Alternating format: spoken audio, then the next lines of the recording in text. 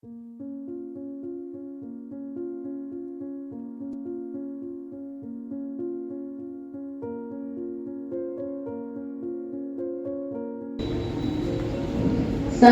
1917 में मुंशीराम संन्यास धारण करके स्वामी श्रद्धानंद के नाम से विख्यात हुए।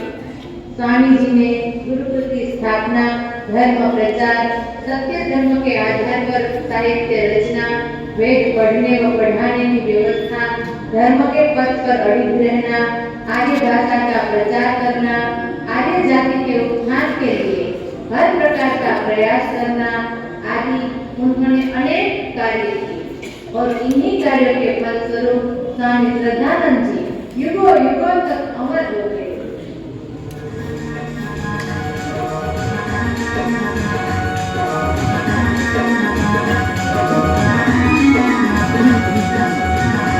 भगवान सभी अपना, भगवान सभी अपना, आर्य समाज को किया साकार किया सपना, आर्य समाज को किया साकार किया सपना।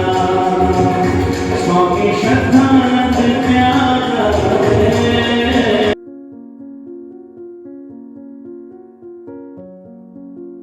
तब तक कभी नहीं होना मैडम, आओ सींचे ऋषि बगीचा, स्वामी दयानंद और श्रद्धानंद साहब। किसी कवि ने क्या खूब लिखा है, यह मान लो कि मृत्यु हो और मृत्यु से डरो कभी, यह मान लो कि मृत्यु हो और मृत्यु से डरो कभी, मरो परंतु यूं मरो कि याद जो करे सभी, याद जो करे।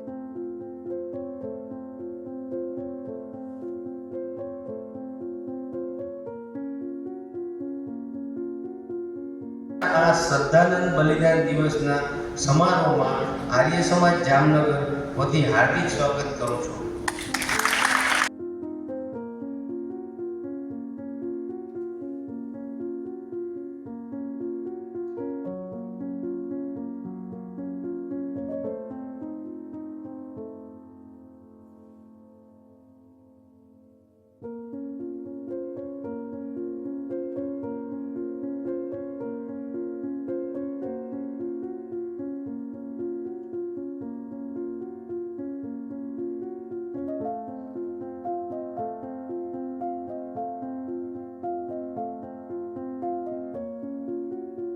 નથી સમાજને આપવા માટેની સંસ્થાઓ અને એના હોદ્દેદારો જ્યારે સંચાલક મંડળમાં આવે ત્યારે સૌ માટે ગૌરવની વાત છે।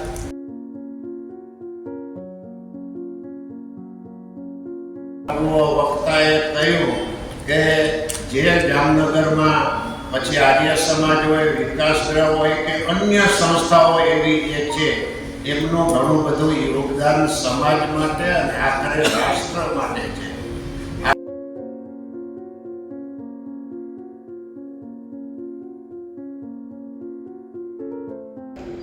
और अपनी सारी संपत्ति आर्य समाज को समर्पित करें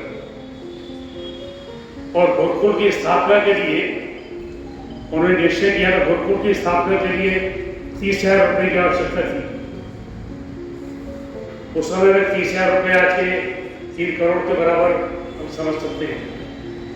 तो उन्होंने प्रण दिया कि मैं जब तक 30,000 रुपये एकत्रित नहीं कर लूँगा मैं वापस नहीं लौटूंगा। पूरे भारत वर्ष में उन्होंने भ्रमण किया, भारत के गणमान्य नागरिकों से, राजनेताओं से मिले और 30,000 रुपये एकत्रित करके वो वापस लौटे और पंजाब सभा को वो 30,000 रुपये उन्होंने दान में दिए। जितना भी दान उन्होंने इकट्ठा किया उस समय आर्य सभा पंजाब को के संचालन में सब कुछ था। आर्य समाज पंजाब को, आर्य प्रदेश सभा पंजाब को उन्होंने 30,000 रुपये की राशि दी कि आप गुरुकुल को प्रारंभ कीजिए और उस राशि से गुरुकुल कामड़ी की स्थापना हुई। आर्य समाज जामनगर पुस्तक प्रकाशन माटे खूब ज सक्रिय आपनी सहायता थी, सक्रियता थी। दर 3 महीने एवरेज એક પુસ્તક પ્રકાશિત કરી રહ્યા છીએ અને બને એટલું વિશુદ્ધ પુસ્તક પ્રકાશિત કરવાની કોશિશ કરીએ છીએ.